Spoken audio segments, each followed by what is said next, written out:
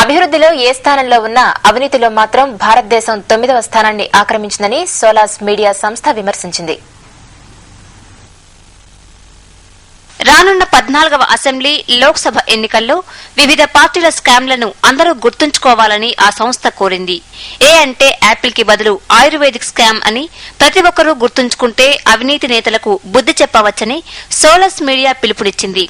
ఏడాది కాలంలో గ్రామాభివృద్ధికి ఖర్చు పెట్టే ధనాన్ని నాయకులు ఎన్నికలప్పుడు ప్రచారానికి ఖర్చు పెడుతున్నారని సోలాస్ సంస్థ విమర్శించింది.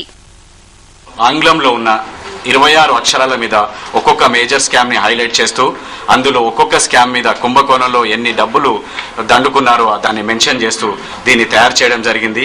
ఇది ఏదో ఒక పార్టీని గాని ఒక వ్యక్తిని గాని కించపరిచే విధంగా ఏమాత్రం చేయలేదు. మేము పొలిటికల్ సిస్టంలో తప్పులు ఉన్నాయి కాబట్టి మనం కరెక్ట్ చేసుకోవాలనే ఆవేదనను వ్యక్తం చేస్తున్నాము. రాజకీయ నాయకులు స్వార్థంతో ప్రభుత్వ సొమ్మును వృధా చేస్తున్నారని, ప్రతి పనిలోనూ స్కామ్లే దర్శనమిస్తున్నాయని సోలాస్ సంస్థ అభిప్రాయపడింది.